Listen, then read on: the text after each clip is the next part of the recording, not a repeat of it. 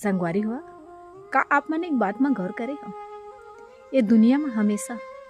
कमजोर आदमी ला गिराए जाते और बेसहारा ला हमेशा नीचा दिखाए जाते। उदाहरण के तौर में संगवारी हुआ,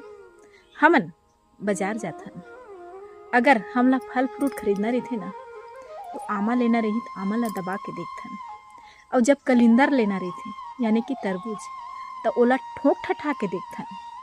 कि कहीं सरे गले तो नहीं है करके। और बात जब बेल में आथे तो ना ही ओला ठोके सकन ना ही ओला ठठाए सकन, काबर की औकात ही नहीं रहा है हमार ओला नाखून गड़ियाए के। तो कहते ना संगवारी हुआ, ये दुनिया में कमजोर बन के रहिबे तो पल पल में नीचा दिखाही, ये दुनिया में कमजोर बन के रहिबे